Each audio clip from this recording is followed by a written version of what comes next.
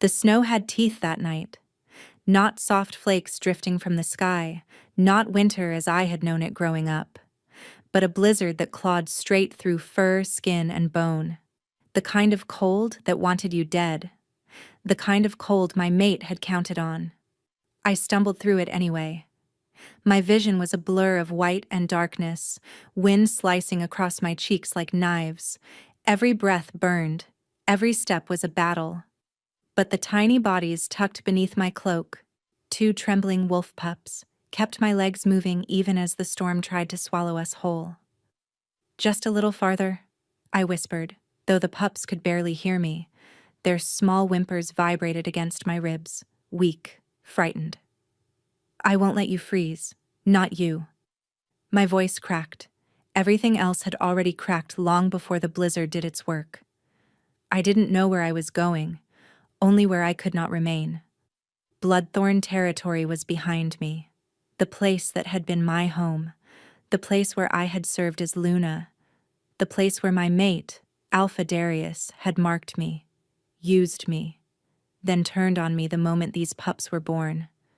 His words still echoed in my skull, crueler than the storm. "You betrayed me. These pups aren't mine. You think I'll raise another man's bastards?"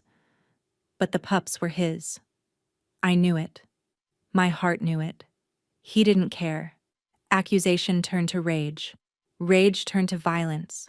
Violence turned to banishment. And banishment, in Bloodthorn, was simply another word for execution. They cast me out at dusk, already snowing. No supplies, no pack escort, no mercy. "Let the cold deal with you," he said. But I didn't fall immediately. I ran. I hid. And I kept the pups warm even as frost coated my lashes and numbness crept into my fingers. Hours passed. Maybe more. My legs trembled violently. My lungs felt full of knives. The pups whimpered again, and fear dragged me forward another step. And another. And another. Until my knees buckled. We collapsed into the snow together. I curled over them, pulling them beneath my cloak, making my body a shield. My own warmth seeped into them. Their tiny hearts thudded frantically against my ribs. "Shh," I whispered, my lips barely forming the word, "I'm here. I'm here." I lowered my head until my hair formed a barrier against the wind. This was how I would die. Not a Luna. Not a traitor. Not a wife. Just a woman trying to protect two children who should never have been punished for my mate's cruelty. My vision dimmed. The cold sank deeper, burrowing into my bones. My fingers stopped responding. But even as my strength slipped away, even as the blizzard swallowed the world around us, I whispered one last promise. "I won't let you freeze. Not you." Then darkness rose, soft and suffocating. My final thought was a quiet relief, that the pups, at least, would die warm. But the world didn't end in silence. It ended with the crunch of heavy boots on snow. A shadow loomed through the storm, a massive figure striding toward us with purpose, with fury in every step. And before unconsciousness swallowed me whole, I heard a voice I'd only heard whispered in fear during Bloodthorn Council meetings. A voice belonging to the Alpha King of our greatest enemy, Stormfell's ruler, Arin. "Oh, Moon," he breathed, kneeling as the pups whimpered beneath me. "What happened to you?" Then everything went black. The world was white when I drifted back from the edge of unconsciousness. Not soft white, not the gentle snowfall I used to watch from my window as Luna, but a violent, tearing white that scraped at my skin and howled through the mountains like a beast grieving its dead. The blizzard had swallowed everything, sound, breath, hope, except for the scent that cut through it. Pine, smoke, male, powerful, unfamiliar. Not Bloodthorn. I forced my eyes open through frozen lashes. Snow clung to my hair. My arms were still wrapped protectively around the two pups tucked beneath my cloak, their tiny bodies pressed desperately against my ribs for heat. I didn't feel my fingers anymore, only the need to keep them warm. My vision blurred again, exhaustion pulling me under, when a dark shape moved through the storm. Slow at first, then faster. A predator's stride, purposeful and unhesitating. A wolf's aura hit me before the figure did. An overwhelming surge of dominance, ancient and cold like winter itself. My fading breath caught. Storm fell. No, no, no, no. Anyone but him. The figure stopped just a few paces away, towering above me. Snow whipped between us like shards of glass, but I could still make out broad shoulders, a thick cloak weighed down by ice, and eyes that glowed faintly in the swirling dark. Silver. Unmistakable. Arin, the Alpha King of Stormfell. Bloodthorn's sworn enemy.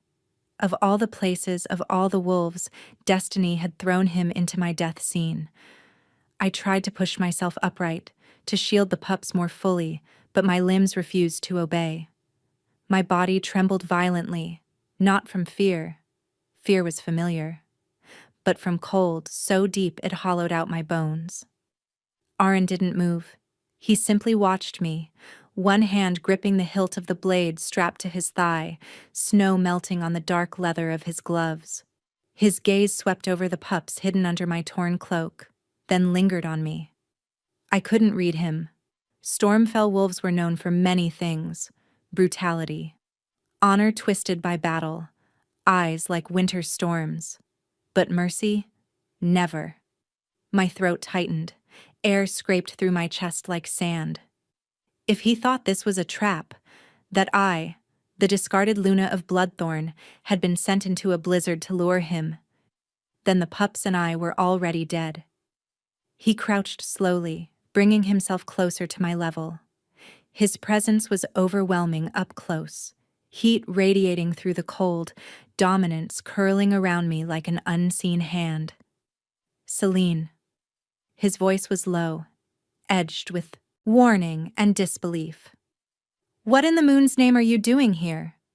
My lips were so numb I wasn't sure they would move, but the pups whimpered faintly, the smallest cry muffled against my ribs. That sound broke me open. I gathered what little breath I had left, forcing out a whisper that barely carried over the storm. Please, save them. Arin went still, completely, terrifyingly still.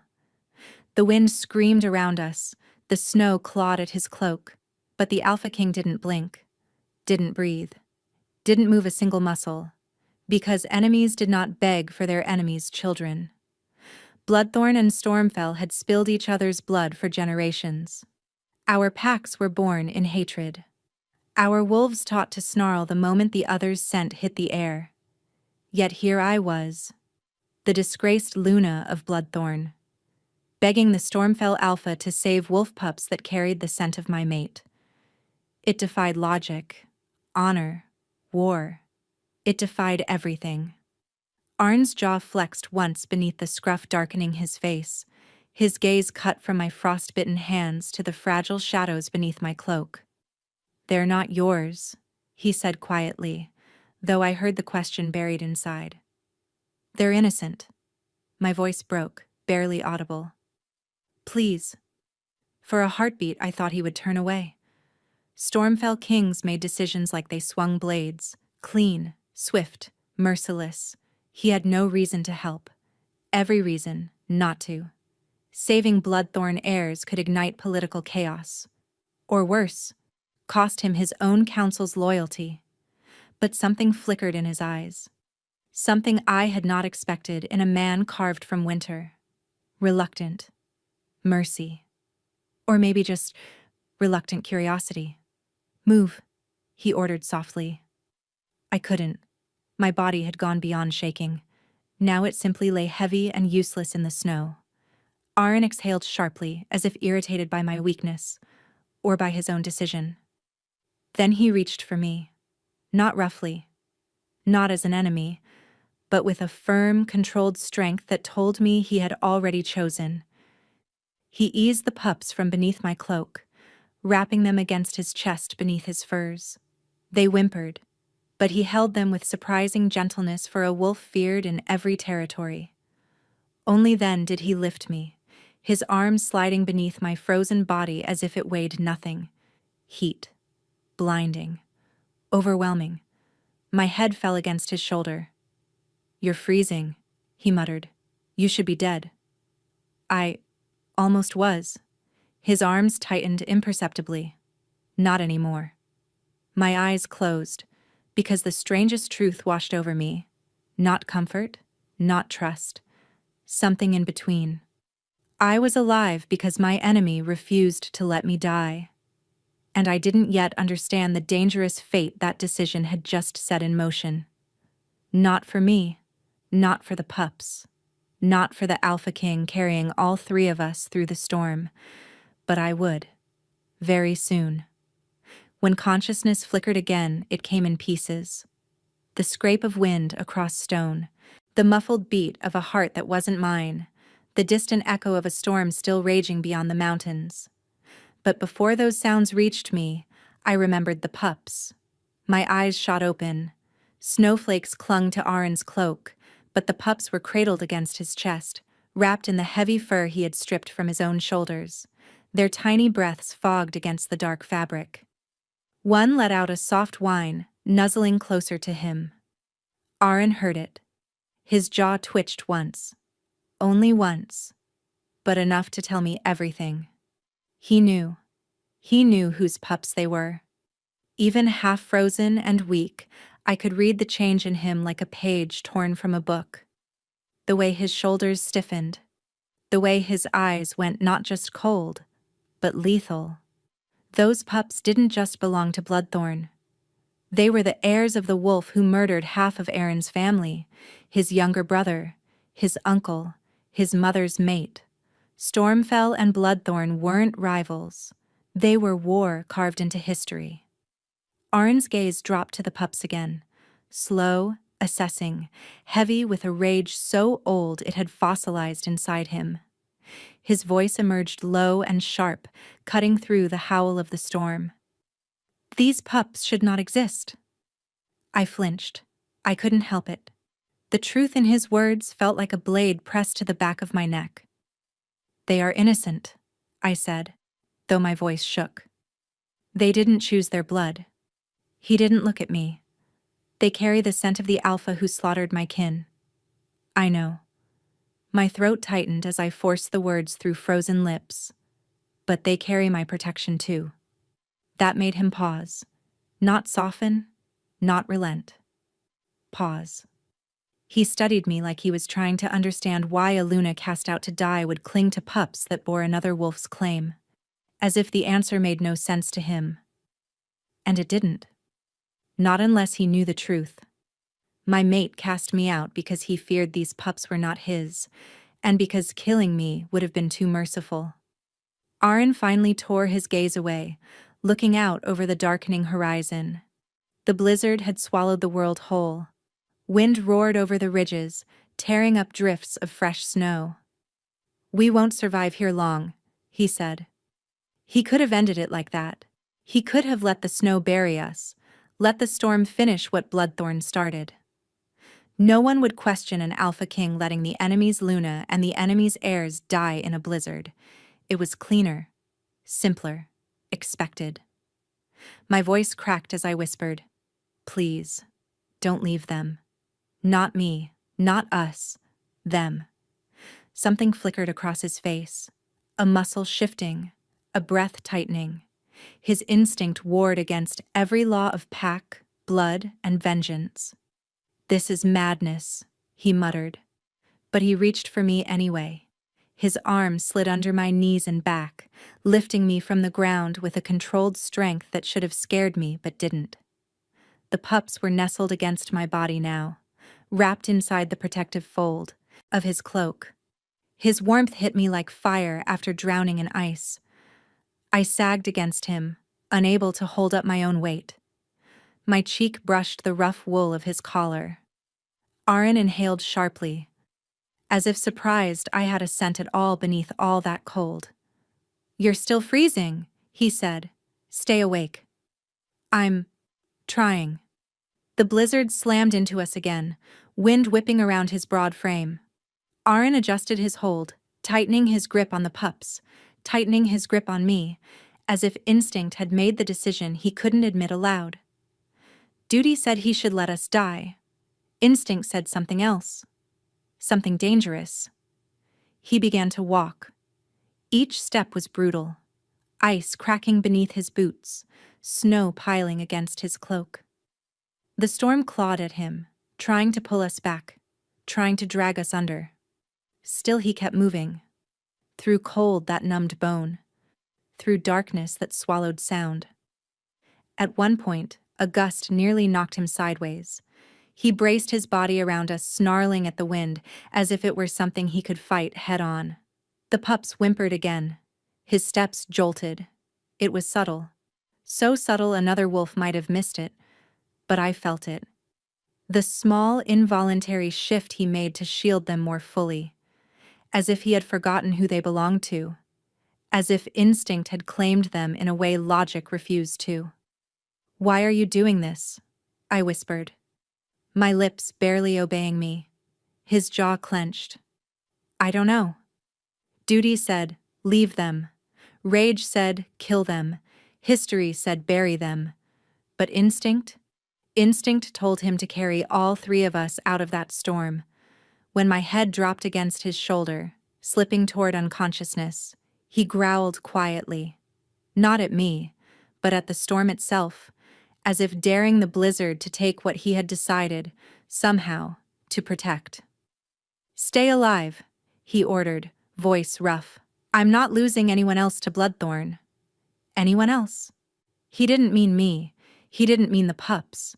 He meant his family. But still, his arms tightened around us.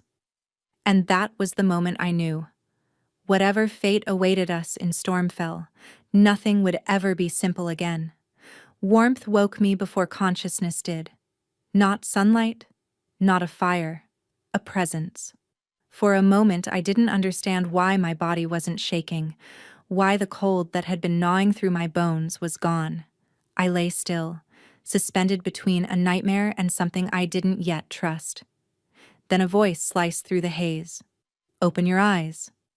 Not a command shouted, a quiet order, controlled, dangerous. My heart lurched. Aaron, the Stormfell Alpha. I gasped and bolted upright, too fast. The world tilted, my vision blurred before snapping into place, revealing a stone chamber lit by amber lanterns and warmed by a roaring hearth. Thick fur blankets covered me. My skin stung as heat returned to my limbs. It didn't feel real. This was a king's chamber. This was an enemy's stronghold. And I was alive inside it. I pressed my back against the headboard, gripping the blankets like a shield. "Where?" "You're in Stormfell," Aaron said calmly from the shadows. He wasn't sitting. He wasn't relaxed. He was standing, arms folded, his broad frame blocking the doorway as though he were a barrier between me and the rest of the world.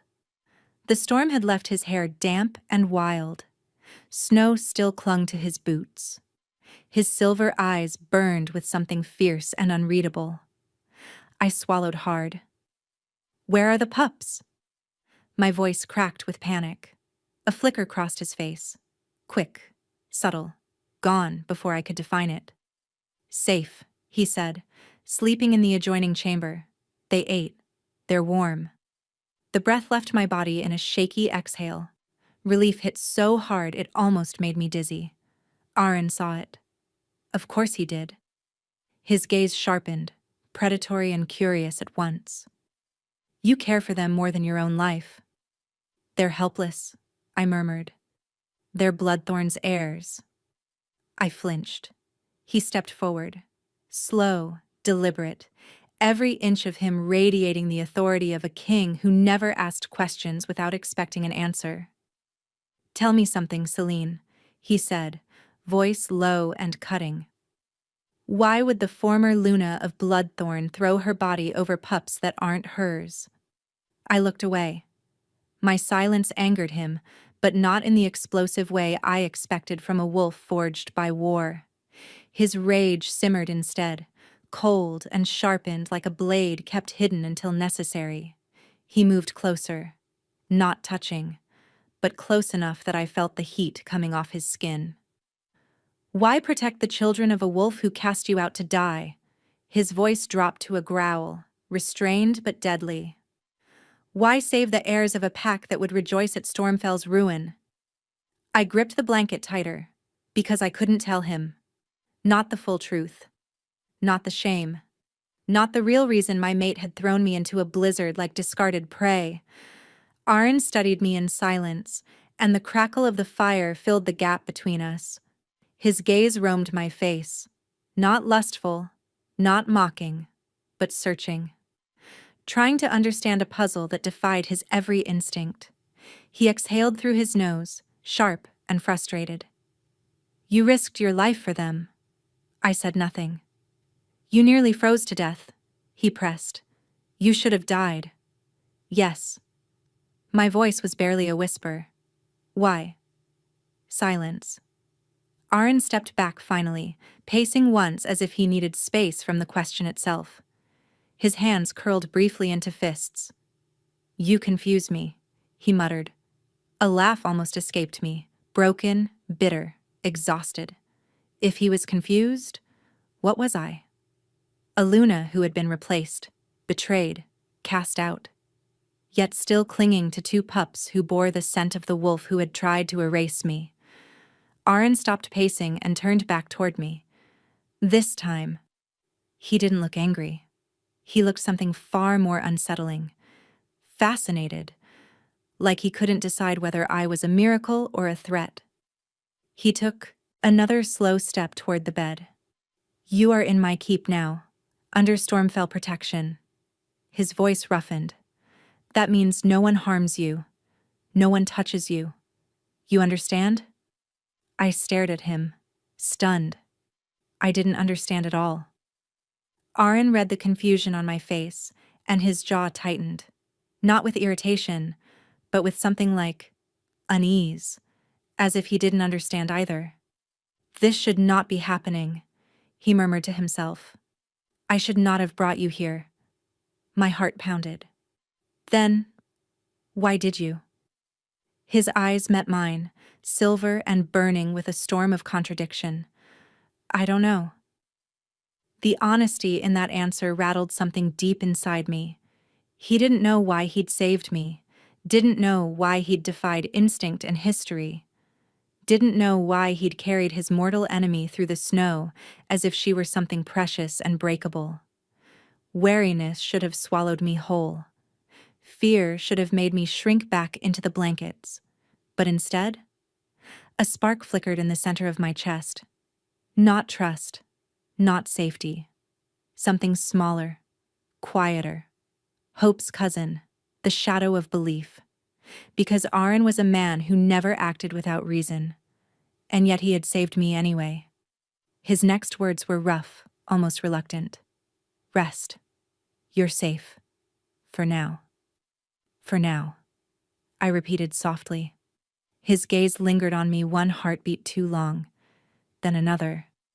Then he turned and walked out, leaving the scent of winter and a question burning in the air between us. Why, of all wolves, did the Alpha King save me? I didn't expect to wake again. I certainly didn't expect warmth, or softness, or the faint scent of pine resin woven into fur blankets. But when my eyes opened the next morning, pale winter light spilled through a narrow window cut into Stormfell stone, and for a moment, just a moment, I forgot I was a prisoner in the enemy keep. Then pain reminded me. Not the cold, worse.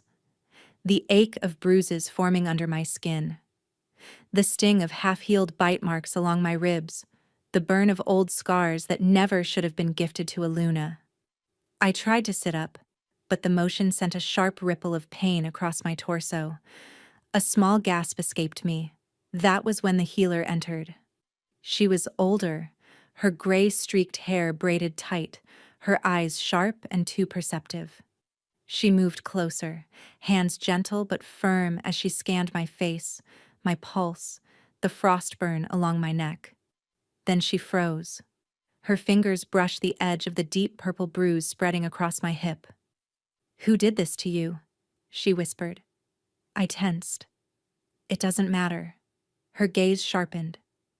"It matters to the king." Of course it did. Aaron's shadow filled the doorway before I had even formed a response. He didn't enter at first. He stood there, silent and still, as if he were made of carved winter stone instead of flesh and fury.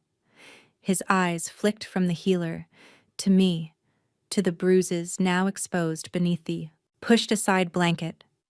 And something in him changed. Not explosively, not loudly, but deeply. His shoulders squared, his jaw clenched, his breath grew heavier, controlled, but only just. His wolf rose behind his gaze like a storm cloud darkening an entire sky. "Tell me," he said, not to the healer, to me. I wrapped the blanket around myself, heat rising in my cheeks, not from shame, but from the humiliation of being inspected like damage. "It's nothing," I murmured. He took 3 steps into the room. 3 slow, devastating steps. "Nothing?" His voice was soft. Too soft. A softness that vibrated with dangerous restraint. "Those are bite marks, Celine." I swallowed hard. He continued, each word colder than the snow outside. "No alpha mark sits beside them. No claim. No protection. Only punishment." The healer cleared her throat.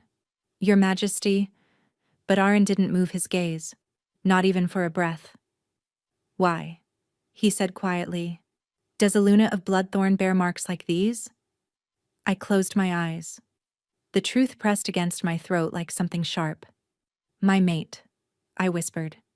He believed they weren't his. Aaron went motionless. Utterly, terrifyingly motionless. The healer let out a breath that trembled with pity. I wished she hadn't. Pity felt like another bruise. "He cast you out?" she asked softly. I nodded once. "And left the pups to die?" Another nod. Aaron's voice came low, rough, almost dangerous. "He banished his own children?" I swallowed the truth. "They are not mine," I said. "But that doesn't matter." For the first time since waking, I looked directly at him. "They're innocent." The door creaked, and 2 small shapes barreled inside, tiny paws patting over stone, small whimpers cutting through the tension. The pups. Their little noses twitched as they sniffed the air, then they scrambled toward me with surprising speed, pressing themselves against my legs, burrowing into my blankets. Aaron watched, not with disdain, not with confusion this time, but with something far heavier. Recognition. Because wolves didn't cling to someone unless they sensed safety, or truth, or destiny. The smaller of the pups licked my wrist. The other curled at my feet. Their warmth seeped into my skin, thawing a place inside me I didn't realize had frozen long before the blizzard ever touched me.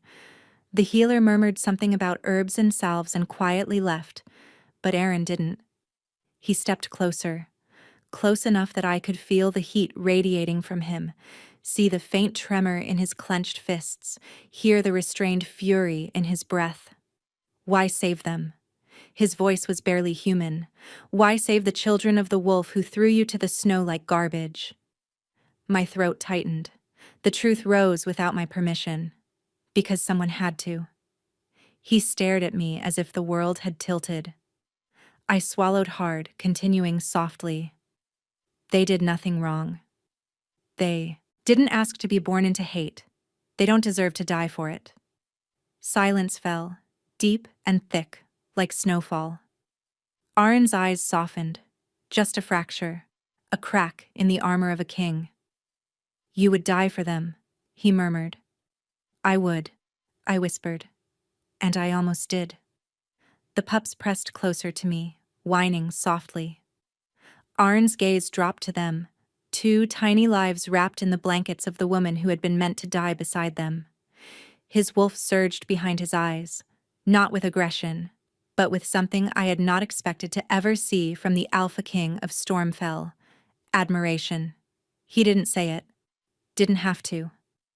It settled in the room like a truth older than war. He had saved me out of instinct, but he was beginning to protect me out of something else entirely.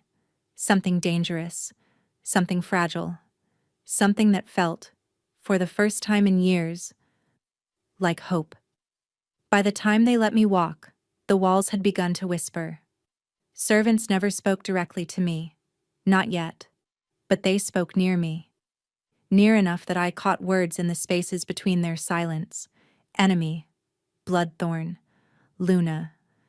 They tried to soften their voices when I passed, but wolves didn't realize how sharp their hearing was until they were listening for a threat. I clutched the shawl the healer had wrapped around my shoulders and pretended I couldn't hear. Don't look at her scars. She saved the pups, they say. Or used them as leverage. I kept my eyes down and walked. It was better that way. I'd spent years being ghosted in my own pack, seen only when it served someone else. Being unseen was a skill I hadn't forgotten, which is how I ended up behind the pillar when the court exploded. The throne hall of Stormfell was carved directly out of the mountain: dark stone, high ceilings, banners in deep gray and midnight blue. I had only meant to pass along the corridor that ran beside it, following the healer's instructions to move a little each day. But the moment I reached the archway, voices crashed into me like a wave. She's the enemy Luna. She could be a spy, Your Majesty. We should kill her before Bloodthorn comes to reclaim her and demand compensation. My heart stopped. I pressed my back flat against the cold stone of the pillar, just inside the archway but hidden from direct view. The fabric of my borrowed dress whispered against the rock. My fingers dug into the shawl hard enough to hurt. I shouldn't listen. I couldn't. Not. Beyond the pillar, I could see part of the room. Enough to glimpse nobles in fine leathers and furs, gathered in a loose semicircle below the dais. Enough to see Arryn sitting on the high stone throne, one elbow resting on the arm, his thumb pressed against his lower lip in a gesture that somehow managed to be thoughtful and dangerous at once. His eyes were silver in the torchlight, hard, sharp. A male noble with iron-streaked hair stepped forward, chest puffed, with the confidence of someone who thought their fear was wisdom. Your Majesty, with respect, he said, though his tone held very little of it. The presence of Bloodthorn's rejected Luna in our keep is a risk we cannot afford. She might be here to destabilize us from within. She was found half dead in a blizzard, another scoffed. Some plan. She might be bait, a third insisted. They sent her as a poor, wounded thing. We show mercy. Then they strike while our guard is down. A murmured chorus of agreement rippled through the hall. My lungs tightened. I could feel my pulse pounding at the base of my throat, frantic and loud. It felt like the whole hall could hear it, like it echoed off the stone. Kill her before her pack comes. The words lodged like ice in my spine. I flattened further against the pillar, as if I could merge with the stone itself. A part of me whispered that I should run, that I should find the pups, grab them, and disappear into any dark corner the keep would offer. But another part of me knew better. There was nowhere to go. I belonged nowhere. Not Bloodthorn. Not here. Not anywhere. Enough. Arryn's voice cut through the noise like a blade. The hall fell instantly silent. I couldn't see his face from my angle, only the way his posture shifted, straightening with a controlled violence that made every noble in front of him still. One of them cleared his throat, braver, or more foolish, than the rest. Your Majesty, he began again, surely you must see the danger. She carries Bloodthorn scent. She carries their secrets. The snarl that tore from Arryn's throat was low, but it made my knees weaken even from my hidden place. It wasn't wild. It wasn't out of control. It was possession sharpened into sound. She lives by my decree, he said, each word carefully enunciated, wrapped around steel. Or do you suggest my judgment is flawed? The noble paled. I meant no insult to your majesty, only that you speak of danger, Arin cut in. Let us speak of fact instead. He rose from the throne. The motion was unhurried, but there was nothing relaxed about it. Power rolled off him, tangible and heavy, filling the room, making even the torch flames seem to shrink back. Fact, he said, descending the steps slowly, is that we found her in a blizzard that should have killed any wolf or human within the hour. Fact is that she was already half frozen. He stopped at the bottom of the dais, gaze scanning his gathered court.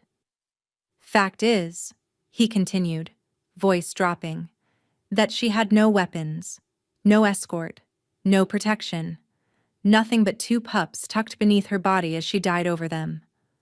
I gripped the shawl tighter, my throat burned. I stared at the stone at my feet, unable to look away from the scene unfolding inches beyond the pillar. One noble scoffed weakly. A convenient story. You doubt my word? Arin's tone went arctic. The scoffer immediately bowed his head. Never, your majesty. Good, Arin said. Because here is another fact. Those pups are Bloodthorn's heirs. The hall erupted again. Gasps, curses, whispers of impossible and heirs. And this is madness. Arin let them spin for 3 seconds, exactly 3. Then his voice crashed over them once more. She protected the future of the very pack that cast her out, he said. She chose to shield children who are nothing but a living reminder of her own suffering. His gaze turned flinty, dangerous. That is not the behavior of a spy, he finished quietly. That is the behavior of someone who understands innocence better than the rest of you. Silence followed. Not the respectful silence of agreement, the sharp silence of uncertainty. Someone tried again, more carefully this time. Even so, your majesty, Bloodthorn may demand her return. If they learn she lives, they will not have her. Arin's answer was instant, final. She left their territory under a death sentence. Under Stormfell law, that makes her ours. A tremor ran down my spine. Ours. Like I was a resource, a burden, a responsibility, but not prey. Kill her before her pack comes, another noble muttered, underestimating my hearing and their king's temper. Arin's head snapped toward the sound. The growl that rumbled from his chest this time was quieter, but my body reacted as if he'd shouted, a primitive, instinctive shiver of awareness. My wolf, beaten and caged for so long, stirred somewhere deep inside my ribs. Say it again, Arin murmured. The noble swallowed. I only meant, say it, Arin repeated, taking a single step toward him. Say again that the woman who shielded pups not her own with her life should be killed, so you may sleep with fewer imagined monsters under your bed. The man's lips pressed into a hard line. He said nothing. Arin held his gaze for a long, punishing heartbeat. Then he turned to address them all. Selene of Bloodthorn, he said, voice ringing with finality, lives under my protection. She breathes because I allow it, and she will continue to do so until I decree otherwise. If any of you lay a hand on her without my permission... The air thickened. Wolves shifted uncomfortably. I will consider it an act of treason against Stormfell. The word hung in the hall like a death sentence. No one argued after that. They bowed stiffly, one by one, some in sincerity, others in simmering resentment. Plans would form from that resentment. That much I knew. Wolves who couldn't attack the king would look for softer targets. Like me. My heart hammered painfully in my chest. Fear coiled in my stomach. But beneath it, something else. Arin had not only refused to let them kill me, he'd tied my survival to his own authority. To question my right to breathe was now to question his right to rule. Fear still burned, through me as the court dispersed. But it was no longer pure, icy terror. It carried, hidden somewhere at its center, a fragile, unexpected thread of something warmer. The realization that in a keep full of enemies, one wolf had just drawn a line of protection around me and dared anyone to cross it. Night in Stormfell was not quiet. The mountains breathed. The wind moaned through the stone. Wolves patrolled the outer courtyards, their claws clicking softly over frost. But inside my small chamber, it was the smallest sound that undid me. A whimper. Thin at first, barely a tremor in the dark, then sharper, pitched with distress. One of the pups. My heart slammed painfully against my ribs. No, not now. Not here. I threw off the blankets and stumbled toward their little nest near the hearth. My hands shook so badly I could barely lift the tiny bundle of fur. He was cold, crying, squirming. His sibling twitched in her sleep beside him, sensing his fear. I pressed him against my chest, whispering frantically, it's okay, please don't cry, please." But the sound only grew louder, echoing, accusing. And suddenly, I wasn't in Stormfell anymore. I was back in Bloodthorn's stone hall. Back in the room where a single cry would ignite a rage I never saw coming. Back where the wrong sound at the wrong moment meant teeth at my throat and a brutal voice snarling, "Silence her or I will." My breath stuttered. I rocked the pup too quickly, too desperately, trying to muffle his cries against my shoulder. "No, please stop crying, please, just stop. He'll hear, Celine." The voice behind me was low, firm, and terrifying in the dark. "Aaron." I froze. The pup cried harder. My pulse skyrocketed, panic flooding me so violently my vision blurred around the edges. I curled instinctively over the small body in my arms, shielding him, waiting for the blow. The snarl. The hand yanking me backward. Celine. The second time, Aaron's voice softened. Not with pity, but with something steadier. "Look at me." I couldn't turn. Couldn't breathe. Couldn't risk seeing the expression I had learned to fear. But I felt him approach. He didn't storm across the room. He didn't radiate dominance the way he had in the throne hall. He moved like a wolf approaching a wounded creature, slow, deliberate, hands visible at his sides. "Give him to me," he murmured. "No," I gasped, tightening my grip. "Please, he's just scared. I'll quiet him, I promise. My voice broke entirely. Aaron inhaled slowly. "Celine," he said, gentler now. "I'm not going to hurt him." I still didn't move. Couldn't. My ribs shook with each terrified breath. My wolf, damaged, silent for so long, pressed hard against the cage in my mind. Not to fight, but to hide. Aaron came close enough that I could feel the heat of him at my back. Close enough for his scent, fur, cold earth, storm air, to override the memory of Bloodthorn's alpha. "Sit," he said quietly, "before you fall." My legs, shaking too hard to obey me, folded anyway. I sank to the floor, the pup clutched to my chest. Aaron lowered himself beside me, slowly, carefully, leaving space. He didn't reach for the pup. He didn't touch me. He just sat. The crying still cut through the dark like a blade. Each whimper stabbed into old scars, dragging up memories I had buried under frost and survival. Aaron watched me for a long, steady moment. Then he spoke. "What did he do to you?" I stiffened. He didn't push, didn't snap, didn't demand. He simply waited, his silver eyes soft in the dim glow of the fire. After a long stretch of silence, I swallowed painfully. "He hated noise," I whispered. "Any noise." Aaron's gaze darkened. "The pups?" he asked. "The pups. Me. The wind." I shook my head, trembling. If something disturbed him, he lashed out.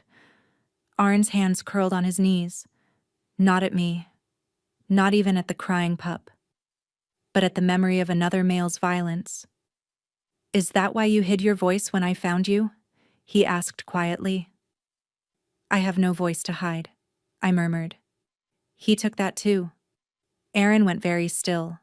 The pup continued whimpering, nestling closer into my chest.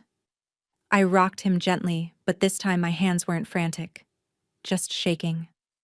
Aaron lowered one hand slowly toward the pup, not touching, just letting his warmth radiate near us. The pup quieted a little, nose twitching at his scent. You're safe here, he said. I wanted to believe him. You don't have to flinch when he cries, he added softly. My voice cracked. I can't help it. I know. The fire popped. The mountain wind moaned. The pup let out one small, tired huff and stilled in my arms. I let out a breath I'd been holding for years. Aaron watched me through all of it, his face carved with something fierce and unbearably gentle beneath the hard exterior. This is why you protected them, he said quietly, even knowing they weren't yours. They're innocent, I whispered. They didn't choose any of this? His jaw clenched. And you did? My breath caught. The question wasn't cruel. It was devastatingly sincere. No, I whispered. I didn't choose any of it. He nodded once, slow, almost reverent. Then, to my shock, he reached forward and brushed one fingertip along the top of the pup's head. The smallest touch. The pup relaxed fully, breathing evenly now. Aaron's voice dropped, rough with something I couldn't name. No one will punish you for protecting children. Not in Stormfell. Not while I live. My chest tightened painfully. Not fear. Something warmer. Something frightening. Something that tasted like safety and felt like danger. I looked up. Our eyes met. Something shifted between us. Not loud or dramatic, but quiet and certain, like a knot, pulling tight. A bond neither of us had meant to begin, but it was there. In the darkness. Between 3 fragile breaths and a single crying pup. And in the way Aaron said, barely above a whisper, you break, and I will still choose to stand beside you. The night the assassins came, the air felt wrong. It wasn't a sound or a shadow, or even a scent that alerted me at first. It was instinct. That faint prickle along the spine wolves are born knowing, the one I'd learned to trust long before I ever learned to speak. The pups were asleep on the rug by the hearth, bundled in furs, tiny bodies rising and falling in even breaths. I sat nearby, mending a torn sleeve with one of the healer's spare needles, trying to pretend my hands weren't shaking from everything Aaron had made me relive the night before. The chamber was quiet, safe, warm, until it wasn't. A floorboard creaked, but not inside my room, inside the walls. My breath hitched. Stormfell was built like a fortress, layered hallways, hidden gaps in the stone, narrow passages only warriors used during wartime. I'd heard servants talk about the bones of the mountain like they were alive. Tonight, they shifted. A second creak. Closer. Deliberate. Then a faint thump above us. The sound of weight landing lightly on rafters. My pulse stuttered in my throat. No. No, not now. Not with the pups. I grabbed both of them at once, pulling them into my arms. Their tiny ears flicked. One whined softly, sensing my panic. Before I could reach the door, the lantern flickered, then died. Not naturally. Snuffed out. Darkness swallowed the chamber whole. My breath froze in my chest. A soft scrape whispered behind me. Metal brushing stone. Footsteps. Too light to be a guard, too slow to be a servant. Then a voice, barely audible. There she is.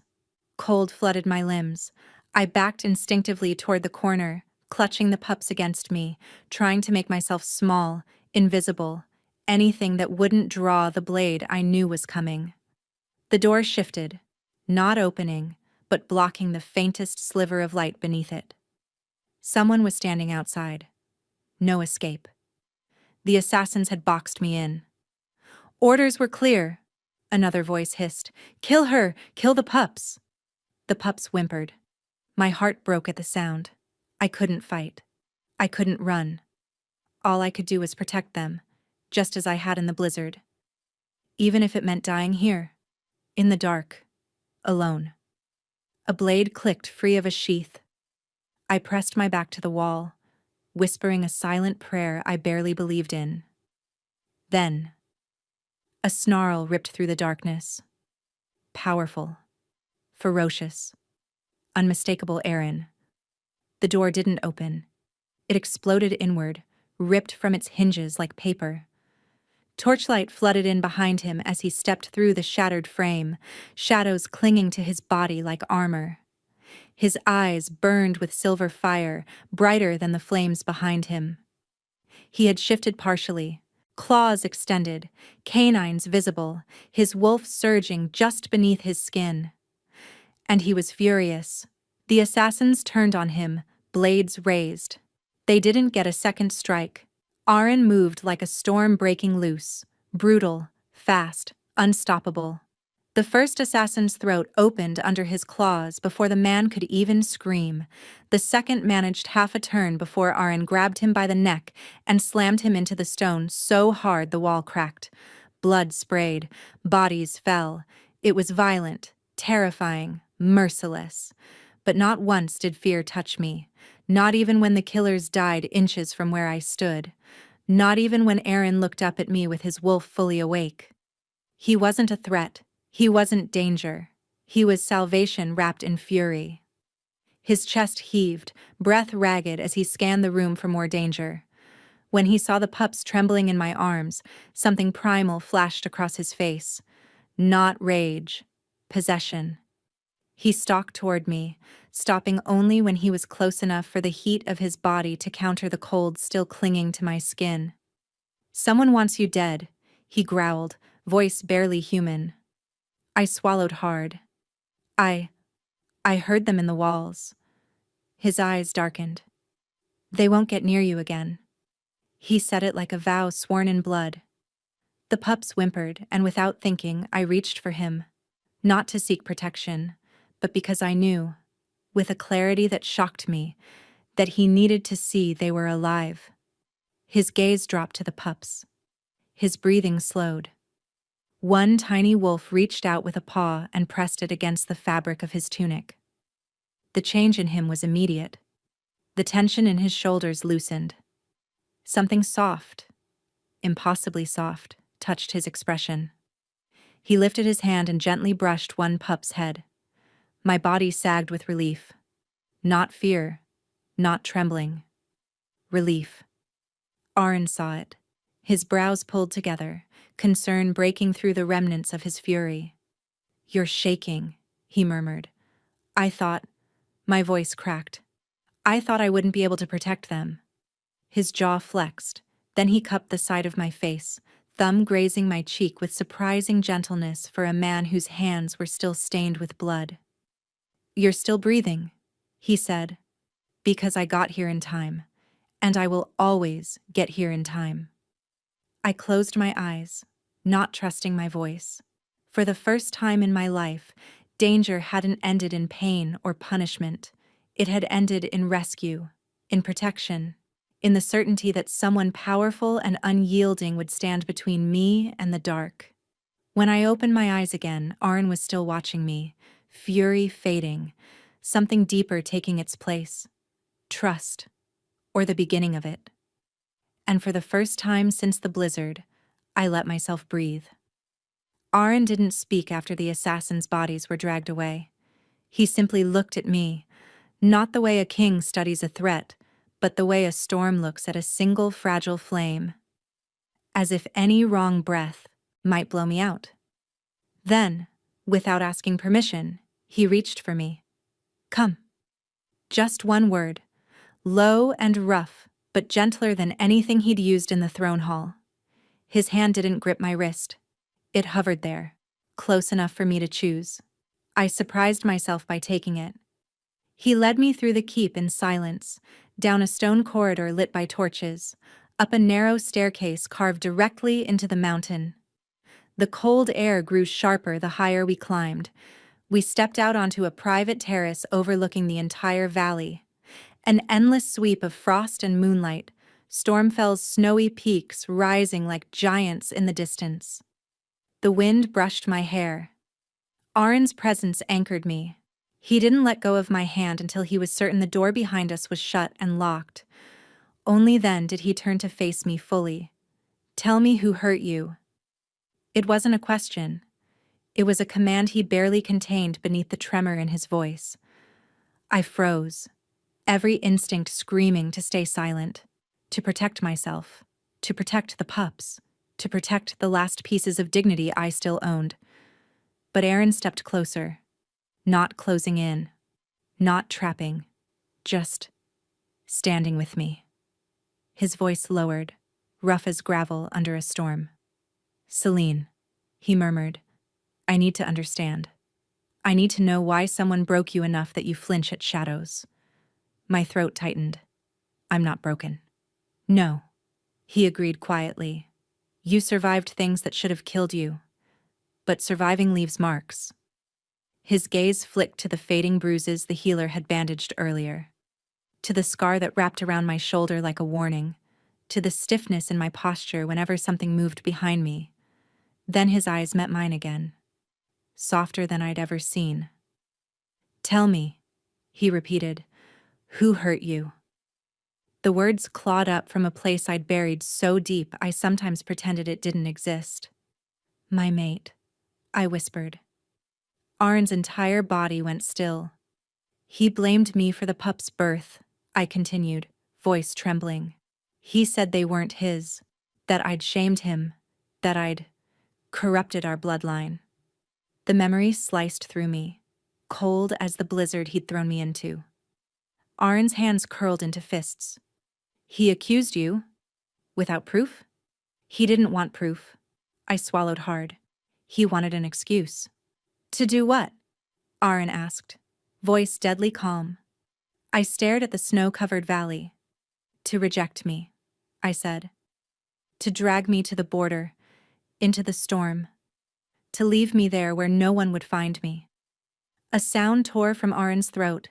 Not quite a growl, not quite a human sound. Something in between. Something wounded and enraged. My breath shook.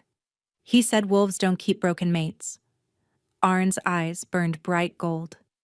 "He left you," he said, each word carved in ice. "In the snow, alone, knowing you would die." "Yes." "And he left the pups," Arin growled. "His own blood. To die. With you." My voice cracked. "He wanted them to freeze." Rage rolled off Arin in waves, so thick and alive the air vibrated with it. But it wasn't directed at me. It was for me. He took a step toward me, stopping only when we were close enough that each of his breaths brushed my cheek. His voice was rough when he spoke again, like something inside him was breaking. "He tried to kill you," Aaron whispered. "And them." A single tear slid down my cheek before I could stop it. He reached out slowly, giving me a chance to refuse, and brushed the tear away with the back of his knuckles. His hand shook. Not mine. His. "No one," he said, voice trembling with fury, "will ever harm you again." I inhaled sharply. "Arin." He cupped my jaw gently, thumb tracing the faintest line along my skin. "You were thrown away like you were nothing," he murmured. "But you shielded 2 helpless pups with your body. You walked through hell and still protected life. Do you understand what strength that takes?" My breath hitched. "You are not broken," he whispered. "You were betrayed." The truth of it splintered something inside me. The thing that had kept me silent, kept me small, kept me believing I had deserved everything done to me. My shoulders sagged with the weight of finally knowing it wasn't my fault. Arin stepped closer, his forehead lowering until it nearly rested against mine. If he ever comes for you, he said, voice so soft it melted into the wind, he will not leave Stormfell alive. My tears returned, but this time they weren't from fear. They were from relief, healing, from the terrifying sensation of finally not being alone. I whispered the only thing I could manage. Thank you. Arn exhaled shakily like he'd been holding his breath for hours. You don't thank me, he said softly. You stay alive. You stay with the pups. A pause. And you stay where I can protect you. For the first time since the blizzard, warmth bloomed in my chest, fragile, trembling, and real. By the third morning in Stormfell, I felt the shift before anyone spoke it aloud. Not in the halls, not in the way the guards stood straighter, not even in the way Arryn's generals suddenly filled the war room like restless wolves. The air itself had changed, tightened. Something hunted the borders. I sensed it in the marrow of my bones, the same way prey knows when a predator circles the dark. I lingered in the corridor outside the council chamber, one pup on my hip and the other asleep against my shoulder. I had only meant to bring them breakfast. Instead, I heard words that chilled my blood. Bloodthorn scouts at the outer ridge. 3, maybe 4. They're searching the snowline. Hunting. My knees nearly buckled. Hunting. For me. One pup whimpered softly at my heartbeat's sudden spike. I pressed him closer, burying my face in his fur as if I could hide inside the scent of innocence. Footsteps thundered inside the chamber, and before I could retreat, the heavy door swung open. Arryn stepped out first, his expression set in stone. His generals flanked him like shadows carved from iron. When Arryn saw me standing there, with the pups clinging to me like frightened seedlings, something in his face fractured. Not anger, something sharper, deadlier, protective. Inside, he murmured. It wasn't an order, it was an instinct. I followed without thinking, my breath unsteady. The council chamber felt colder than the terrace had. Maps littered the table, tracking lines of mountain passes, riverbeds, and borders stained crimson. Arryn dismissed his generals with a single nod. They obeyed, though some cast uneasy glances at me as they filed out. Once the door shut, Arryn turned toward me fully. Selene, he said, voice low and steady. I need to ask you something, and I need truth. I swallowed, shifting the pups in my arms. Ask. He stepped closer, not looming, just near, just enough that warmth radiated off him. Would Bloodthorn send scouts? He said quietly. To retrieve you alive? I shook my head instantly. No. Then what are they looking for? My breath trembled. A body. His jaw clenched so hard I heard it crack. They want to confirm my death, I whispered. If I survived, it exposes everything. The pups, Arryn finished, his voice darkening. I nodded. The unspoken truth hung between us like a blade. If Bloodthorn learned I was alive, if they discovered their dead Luna now lived under Stormfell protection, it would shatter their political lies. And if they learned the pups were alive, it could shatter their entire power structure. Arryn stepped past me, pacing once, hands pressed against the edge of the table. He was trying to think like a king while fighting the instinct of a wolf. I watched the war happen behind his eyes. Finally, he spoke. They don't want you back, he said. They want you silent. Yes. They'll want the pups dead as well. My throat closed. Yes. He turned toward me, and in that moment, in the way he straightened, in the way his wolf surged behind his gaze, I knew he had already made a choice, but he still said it out loud. For them to reach you, he murmured, voice falling into a lethal whisper. They will have to cut through me first. A shiver rippled down my spine. Not fear. Recognition. He wasn't doing this because he owed me, or because of pity, or because he'd rescued me once in the snow and felt honor-bound to finish the task. He was choosing me, choosing to protect me, choosing the pups, even knowing the cost. What you're saying, I breathed, means war. His eyes softened. I know. And you would risk that? My voice cracked. For me? He approached me again, slow, deliberate. He cupped the back of my head, thumb brushing lightly along my hairline, grounding me in a way I hadn't felt grounded in years. For you, he said. For them. A pause. For truth. I closed my eyes, chest tightening with something painful and immense. But Bloodthorn? I am not afraid of them, Aaron cut in. And I will not cower because a corrupt alpha wants his crimes buried in the snow. His other hand came to rest gently on the pup asleep against my shoulder. This is Stormfell, he whispered, and no one hunts you here. My throat burned. No one had ever chosen me. Not like this. Not with the weight of a kingdom behind their vow.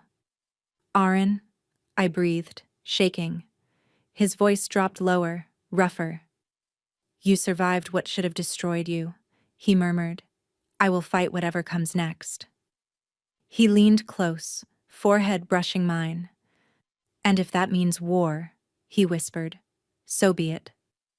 The pup stirred between us, sensing the tension, the bond forming like wildfire and frost. I looked at him then. Really looked. This wasn't pity. It wasn't obligation. It was loyalty. Chosen freely. And my battered heart, fragile as snowfall, warmed in a way I didn't dare believe in. Yet there it was. Soft. Dangerous. Undeniable. Aaron had chosen his side, and for the first time in my life, someone's side included me. If someone had told me a month ago that I would ever smile again, I would have thought them cruel. Smiles belonged to a version of me that died long before the blizzard. But Stormfell had a way of thawing places inside me I didn't know were still frozen. It began in small ways. The pups following me around the keep like tiny shadows. The healer grumbling that I ate like a bird before shoving extra bread into my hands. The guards nodding at me with genuine respect instead of suspicion. And Aaron. Always Aaron. Watching from the edges at first. Silent.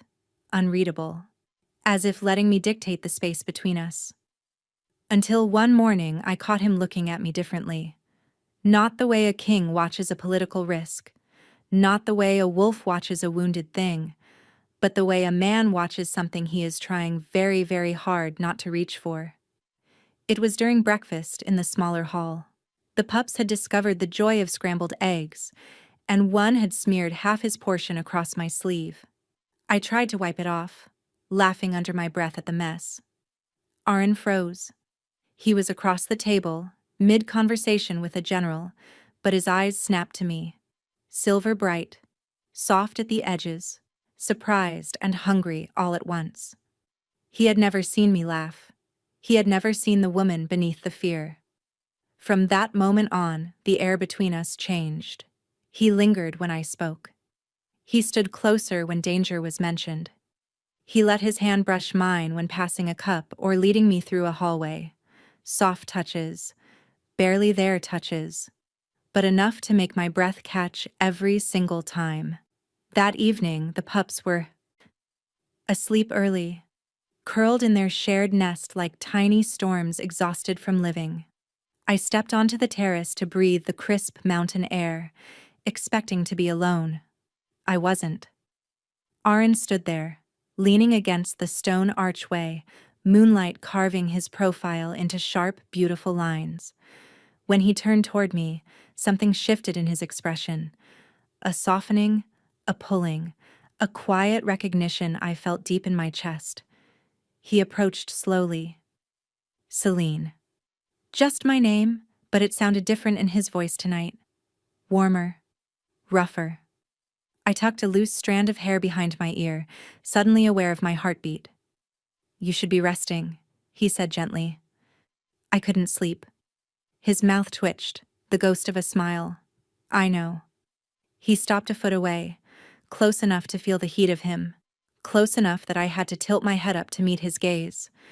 We stood like that for a breath, then another. His eyes dropped to my lips. My pulse thundered. He inhaled once, sharply, as if steadying himself. Celine, may I touch you? My breath stilled. He always asked. Always. My former mate had never asked for anything. Aaron asked as if each moment with me was a choice I needed to approve. Yes, I whispered. The word left me with no hesitation at all. His hand lifted slowly, fingers brushing the side of my face with reverence I didn't know how to receive. Heat flared where he touched, spreading beneath my skin like sunrise. He stepped closer. His thumb traced a soft line along my cheekbone. "You're warm," he murmured. I swallowed. "Is that bad?" "No," he whispered. "It's perfect." The tension snapped like a thread pulled too tight.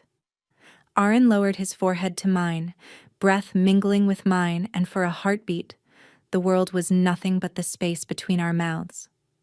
He waited. I leaned forward first. Our lips met softly. No rush, no hunger, just a tender, trembling connection that lit every nerve in my body. He kissed me like he had memorized the shape of my fear, like he wanted to rewrite every bruise with gentleness. His hand cupped the back of my neck. Mine slid to his chest. Stormfell's king kissed me as though I was something precious, something wanted, something his wolf had recognized long before he had. Heat pooled low in my stomach as the kiss deepened, slow but electric, building into something that made my knees tremble. Then, Aaron pulled back suddenly, breath ragged. I blinked, dizzy. "Aaron?" He stared at me, jaw tight, pupils blown wide with desire, and something dangerously close to restraint snapping. "If I kiss you again," his voice was a growl buried beneath control, "I won't stop." Heat flooded my cheeks.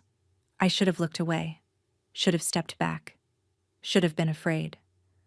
But all I could feel was a warmth blooming under my ribs, fierce and impossible to deny. "Aaron." He closed his eyes, exhaling shakily. "Not like this," he whispered. "Not when you're still healing. Not when I can't trust myself to be gentle." He stepped back one pace. It felt like the world moved with him, too fast, too abruptly, tugging something inside me taut. But the look in his eyes, that was not rejection. That was devotion locked inside restraint. He brushed a knuckle along my jaw again, softer this time. "We'll finish this," he murmured, "but not tonight." When he turned to leave, my fingers trembled with the urge to reach for him. Not out of fear, not out of desperation, but because for the first time since being cast into the snow, I wanted something. I wanted him. And he wanted me back. I should have known peace couldn't last. Not in a kingdom built on rivalries. Not with bloodthorn scouts circling the borders. Not with a Luna who shouldn't exist living in the heart of Stormfell. Still, the morning it happened, I allowed myself a fragile moment of calm. The pups napped curled against my lap while I braided the smaller one's soft fur, a messy, clumsy plait that made him look like a tiny warrior from some forgotten era. He wriggled in his sleep, making a small grumble that warmed my heart in ways I didn't understand yet. That moment shattered when the door burst open. One of the guards bowed hastily.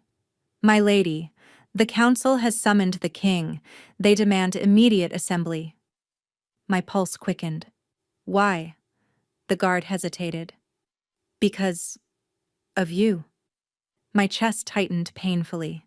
The pups stirred at my racing heartbeat. I pressed a hand over their backs, trying to calm myself before I frightened them further. But nothing could steady me as I followed the guard through the keep, toward the war hall where Stormfell's council waited like a pack, ready to tear into whatever threat they had decided I was. The closer we came, the louder the voices grew. "Cannot keep her here. She threatens our stability. An enemy Luna under our roof. Their words slammed into me before I even crossed the threshold. I stayed in the shadows near the archway, heart pounding, every instinct begging me to flee.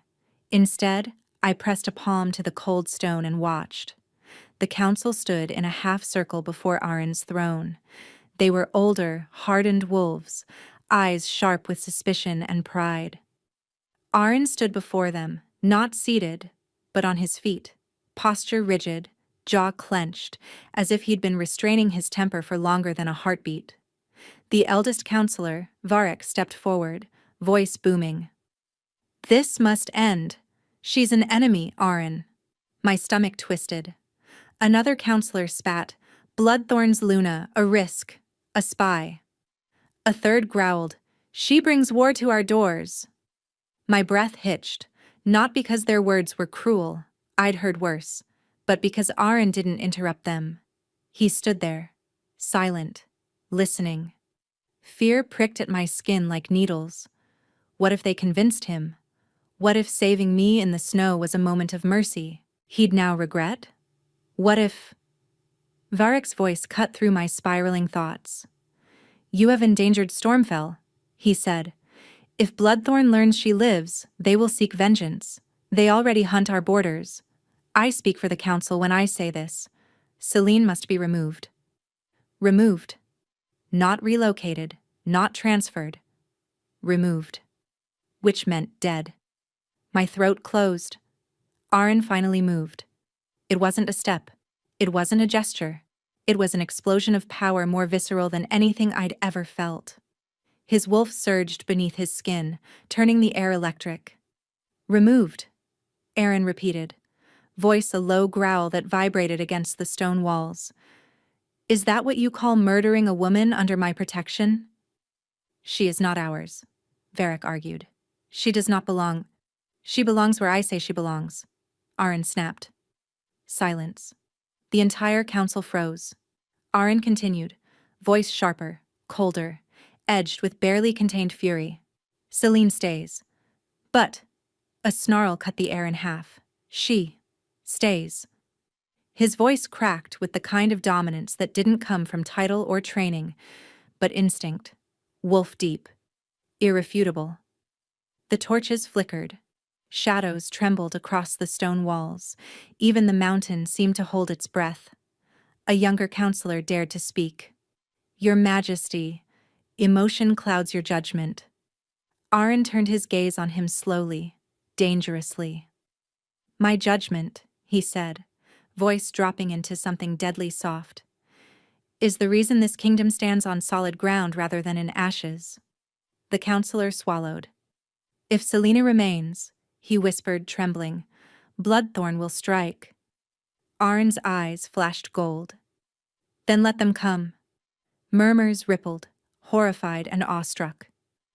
Varek stepped forward again, trying one last time. "Are you willing to risk a war for her?" Arin didn't hesitate. "Yes." The word reverberated through the hall like thunder. I felt it in my bones, in my heartbeat, in the breath I didn't realize I'd been holding.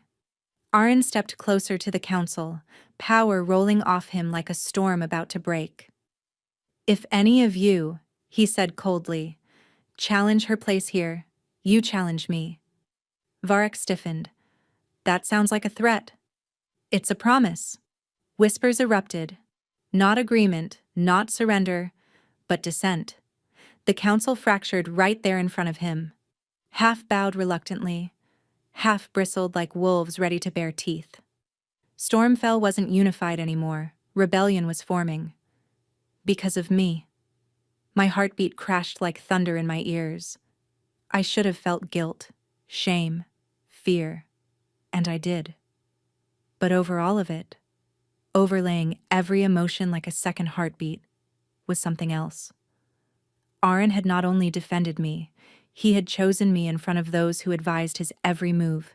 He had risked his kingdom's stability, his political standing, his crown. For me, for the pups, for the truth he refused to silence. And when his gaze flicked to the archway, where he knew I stood hidden, even if he couldn't see me fully. His eyes softened, not with pity, with devotion. My breath caught. He didn't smile, he didn't move, but he didn't have to. The message was clear in every line of him. You stay. You are safe. You are mine to protect. And for the first time since being cast into the snow, I believed him. The day he returned, the air itself felt wrong. Too still, too sharp, too cold. Not with winter, but with memory. I felt it before the guards shouted the alarm, before the bells tolled across Stormfell's courtyard, before Arin stiffened beside me, scent sharpening with something feral. I was holding one of the pups, coaxing him to drink warm milk, when I felt the tremor inside myself, a shaking that had nothing to do with the cold. My former mate had crossed into Stormfell territory. I knew it before the doors even opened. Celine. Arin's voice was low, steady. Look at me. I tried.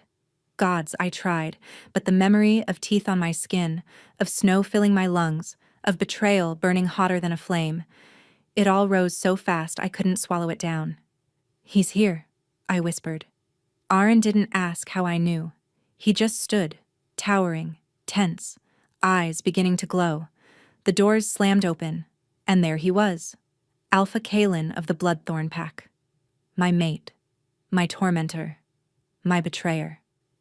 The pups whimpered, instinct recoiling from the scent that used to mean home, but now meant danger. My knees nearly buckled, but I forced myself upright. I will not fall in front of him again. Arin stepped in front of me immediately, blocking Kalen's view of me, positioning himself between us like a living wall of muscle and fury. Kalen's voice filled the hall, cold and mocking. Storm fell, he drawled. I have come for what belongs to me. The words were knives, belongs to me. My pulse spiked. Old instinct screamed, lower your head, stay silent, obey. But Arin's presence behind me, solid, grounding, unyielding, kept me steady. What exactly is it you think belongs to you? Arin asked, voice venom soft. Kalen smiled, the same smile he used when he lied to me, when he convinced everyone I was fragile, unstable, unworthy. My Luna, he said, and my sons. The pups cried at the sound of his voice, shrinking behind my legs. Kalen's gaze sharpened. You see? They know they're alpha. The audacity stole my breath. Not because he said it, but because he believed it. He believed his lies. He believed his violence was authority. He believed abandonment was leadership. Arin growled, low and dangerous. You abandoned them in a blizzard. Kalen shrugged. She failed our pack. The pups were born under suspicion, traitor's blood. My heart twisted. Suspicion. Failing. Traitor. Words he'd carved into me long before he cast me into the snow. I stepped out from behind Arin. My legs shook violently, but I kept moving. Arin turned sharply. Celine. It's all right, I whispered, though nothing about this moment was all right.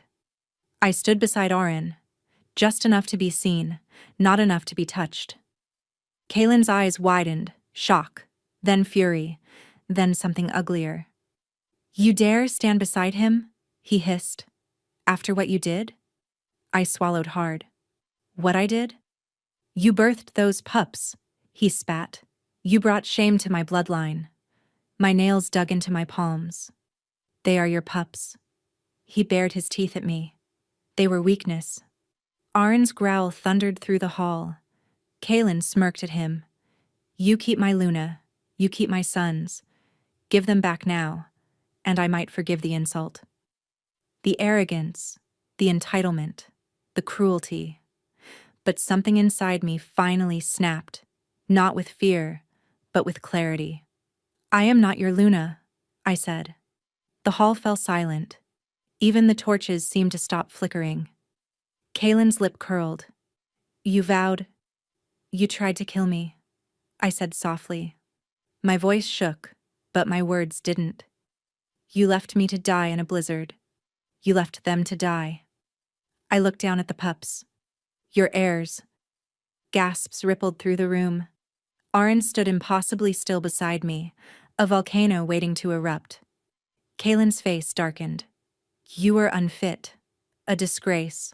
A Luna who questioned commands. A Luna who questioned abuse? I snapped.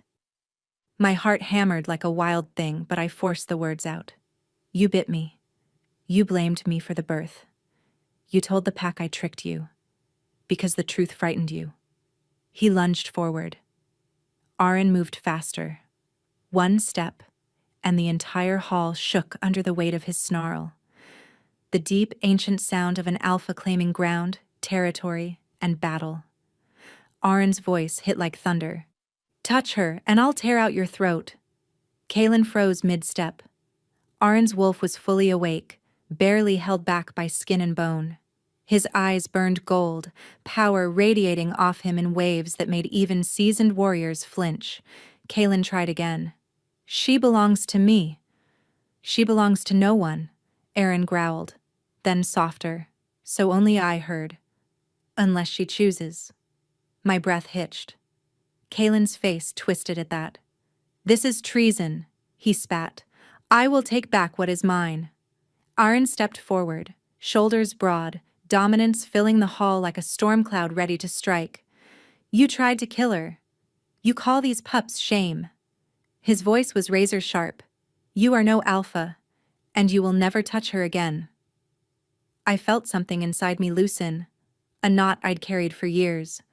Fear slipped away, bit by bit, breath by breath. Because Aaron stood like a fortress beside me. Because the pups hid behind my legs instead of his. Because for the first time, facing Kaylin, I wasn't weak. I was protected, chosen, safe, and stronger than he ever allowed me to be. I lifted my chin. You lost the right to call me Luna the moment you left. Us, in the snow.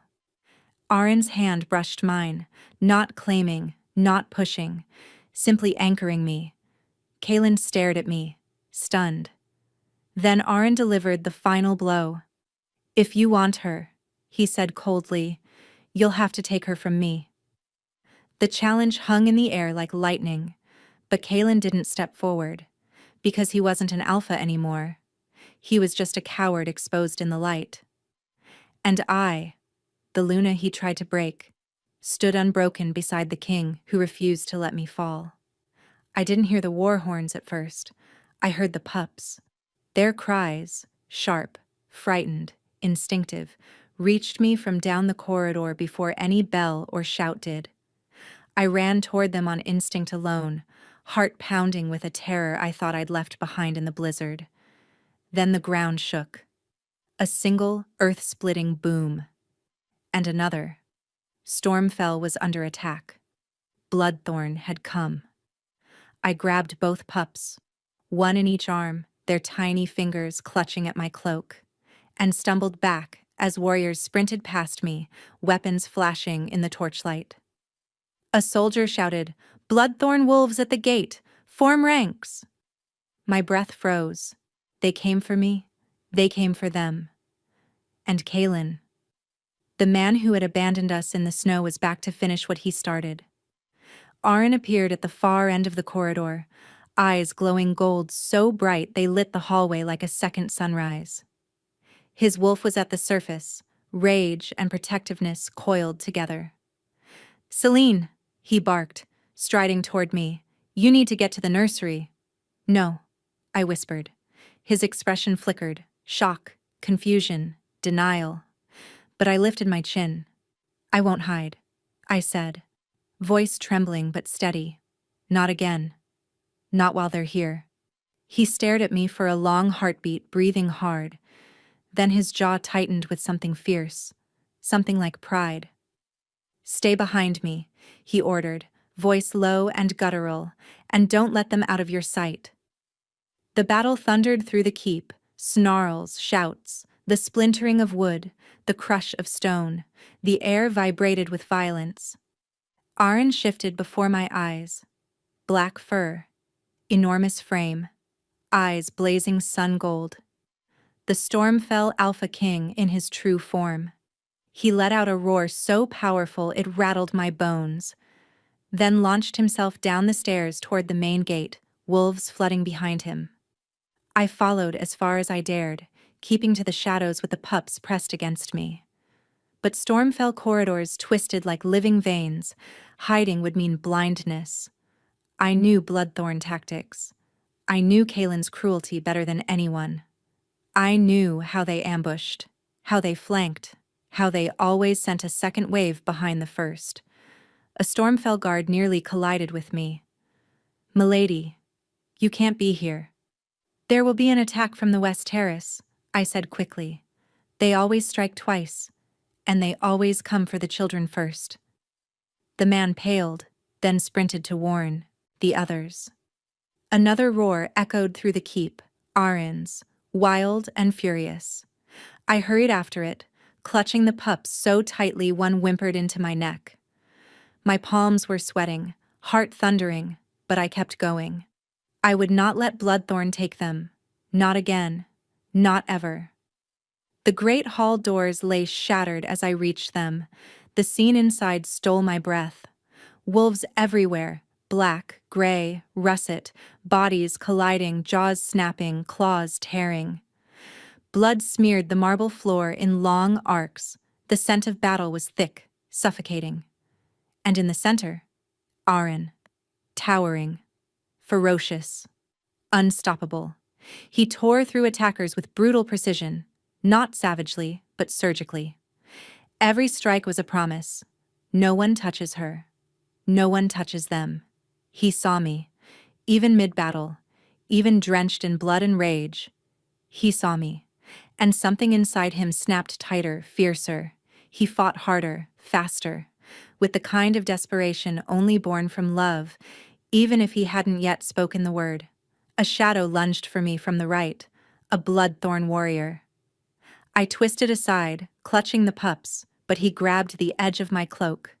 Before I could scream, a blur of black fur slammed into him, Arin, merciless, ripping the man away and crushing him into the wall.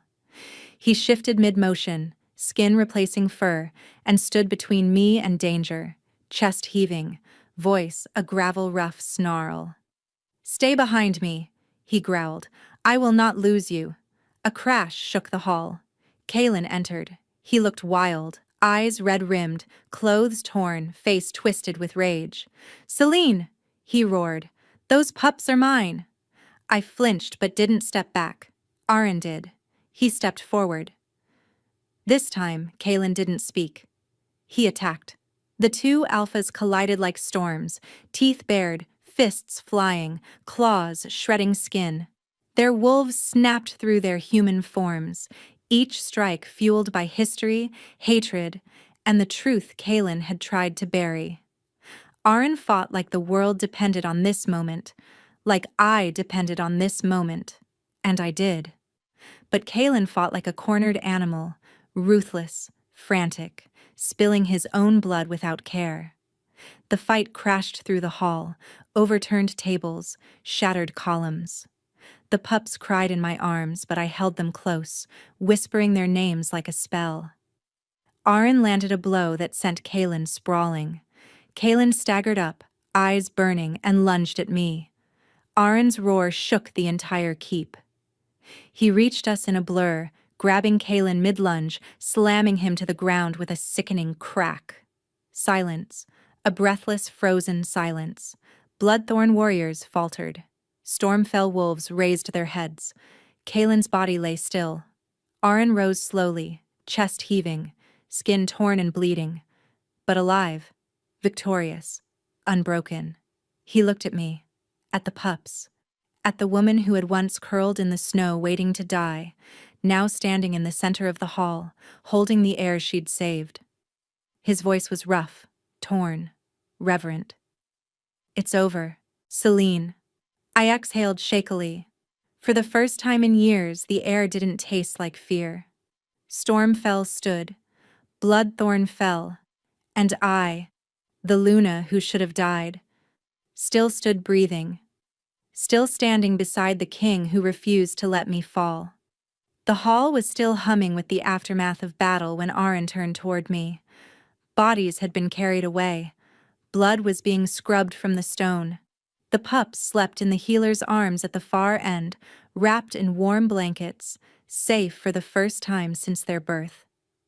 But all I could see was him. Arin, battered, bruised, chest streaked with blood, standing tall at the center of Stormfell's throne room, every breath he took vibrating with the weight of the night. With the weight of what he had chosen. Me. I didn't realize I was shaking until he walked toward me, slow and deliberate, the crowd parting like he carried a storm in his footsteps. Maybe he did. Maybe he always would. He stopped in front of me, eyes still glowing like wildfire. "Celine," he said softly. My heartbeat stuttered. No one had ever spoken my name softly before. No one had ever spoken it like it was something precious. He reached for my wrist. I instinctively flinched, not because I feared him, but because years of pain had trained my body to shrink from any touch that felt final, binding, inescapable. He froze. His hand hovered, fingers trembling, as if he feared my fear worse than any scar on his body. "You're safe," he said quietly. "Look at me." I lifted my eyes. Arin nodded once, slow, as if anchoring both of us. "I'm not marking you as property," he murmured. "I'm marking you as protected." His thumb gently brushed the inside of my wrist, and for the first time, I didn't flinch. I leaned in. Arin inhaled shakily, the tension in his shoulders breaking. His wolf surfaced, golden flickers in his eyes, the faint growl rumbling in his chest. But not the growl I feared from Kaelin all those years. Not dominance, not threat. Recognition, claiming, reverence. He lifted my wrist higher, revealing the pale skin that had once been covered in bruises and restraints, and claw-shaped marks from a mate who never saw me. Now it was exposed willingly, to a mate who saw everything. Arin pressed his lips to my pulse, a soft brush, a vow disguised as a kiss. Then he whispered, voice low enough only I could hear, "You are mine, Celine." The words didn't chain me, they freed me. His teeth grazed my skin, not enough to break it, just enough to awaken something old and primal inside me. Energy crackled, a sound like a spark meeting tinder. Then light, glowing, silver and blue, erupted from beneath his touch. A Stormfell sigil burned into existence on my wrist, swirling like a constellation settling into skin. Gasps filled the hall. Arin didn't look away from me. "This," he said, voice ringing through the throne room, "is the sigil of Stormfell." His fingers traced the luminous mark. "A protection rune," he continued, "a vow written in blood and magic. It means no wolf, no council, no enemy can touch you without answering to me." He turned, pulling me gently forward until I stood beside him, not behind, not hidden, not trembling in the shadows. Right beside him, facing all of Stormfell. Warriors, nobles, healers, council members, every eye in the hall fixed on us. Even the children in the balconies leaned forward, hushed and wide-eyed. Arin's voice amplified as he addressed them. "This woman," he said, gesturing toward me, "saved your future heirs." The room rippled with whispers. She shielded them with her own body. She carried them through a storm that would have killed full-grown wolves. She survived betrayal, exile, and death itself. His chest rose with the next words, "And she saved me." A hush fell, deep, startled, reverent. Arin stepped closer, our shoulders brushing, his warmth grounding me. "Because of her," he said, "Stormfell stands unbroken." I felt heat sting my eyes. Me, a Luna who once curled in the snow praying for death, a woman cast out by her mate, an enemy to this kingdom, This kingdom now stood in silence because of me. Arin turned to the court fully and let his power sweep through the hall like a breaking storm. "She is not an enemy," he growled. "She is my queen." The silence that followed wasn't disbelief anymore. It was acceptance, awe, submission. Some wolves even bowed. To me, to the woman they had once feared. I stood taller. For the first time in my life, my spine didn't bend under the weight of survival. It lifted under the weight of sovereignty. Arin turned back toward me, eyes softening as his hand reached for mine. "You walk beside me now," he murmured. "Not as a prisoner, not as a burden, as the woman who changed my fate." I swallowed hard. "And you," he added, voice dropping to a low rumble only I could feel, "are no longer the Luna they cast out." His hand cupped my cheek gently. "You are Stormfell's queen." I lifted my chin, feeling the mark on my wrist pulse with warmth. Not pain, not fear. Recognition, rebirth, identity. For the first time, the hall didn't feel too big for me. For the first time, I didn't feel small. I felt alive. I felt chosen. Arin's thumb brushed my cheek one last time before he whispered, "You are mine, Celine." And for the first time, I knew I belonged. The sunlight in Stormfell felt different now. Warmer, softer. Less like a warning and more like a welcome. Weeks had passed since the battle, enough time for the walls to be rebuilt, the wounded to heal, and the kingdom to breathe again. Enough time for me to stop waking in the night expecting claws, expecting punishment, expecting to be dragged back into the snow where my story once ended. It didn't end there. It began. I stood at the top of the grand staircase in the great hall, my hand resting lightly on the railing carved with ancient wolf sigils. Below me, the court shimmered with silks, armor, jewels, and laughter. Real laughter, not the tight, fearful kind I had once heard echoing through Bloodthorn's halls. Stormfell was celebrating. Not just victory, rebirth.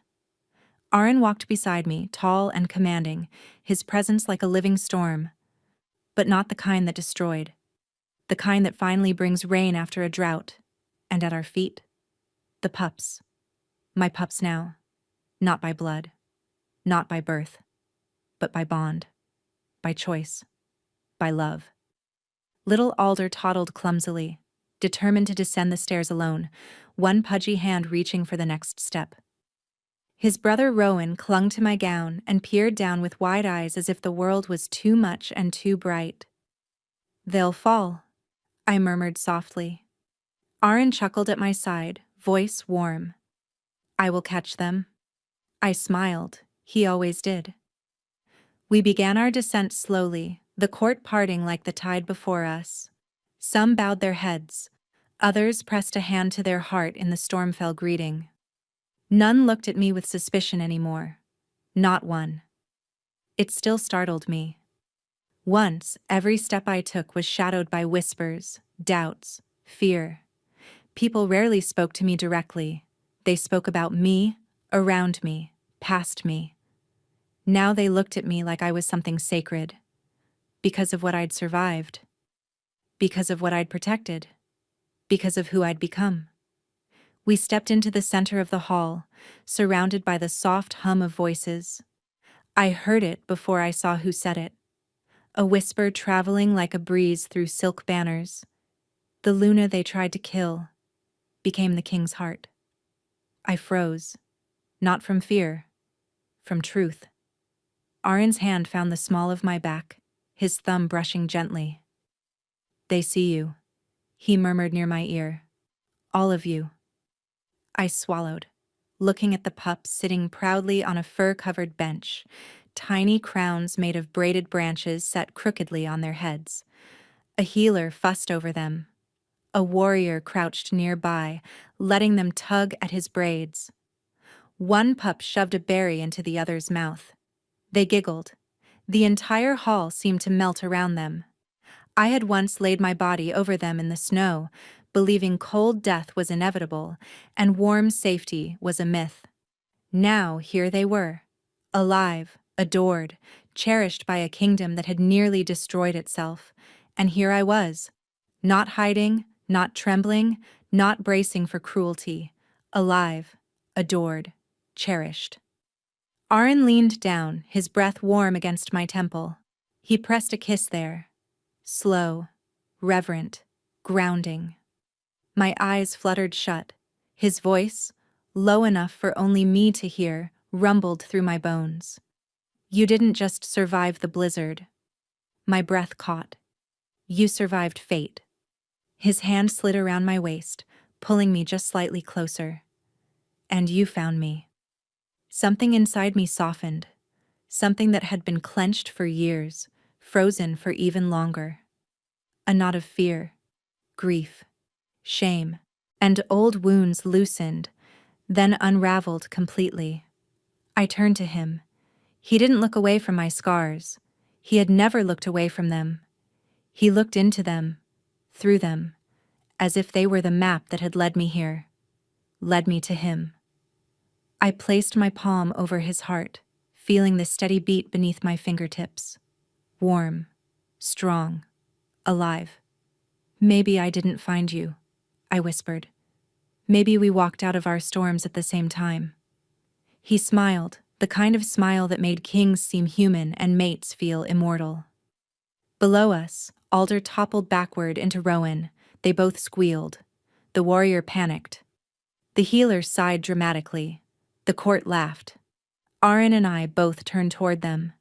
The pups scrambled to their feet and ran toward us, tiny legs pumping, little faces bright as sunrise.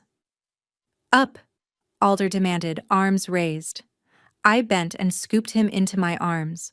Rowan tugged on Aaron's pant leg, demanding the same. Arin lifted him effortlessly, settling the boy against his shoulder. And just like that, we were a family standing in the heart of a kingdom. A family that shouldn't have existed. A queen who shouldn't have survived. A king who shouldn't have cared. Two pups who should have died in the snow. Yet here we were, together. I looked at Arin again. I'm home, I whispered. He nodded slowly, eyes warm as firelight. You are, Celine. Then he touched the Stormfell sigil on my wrist, the mark that had once burned like destiny and now felt like belonging, and murmured, forever.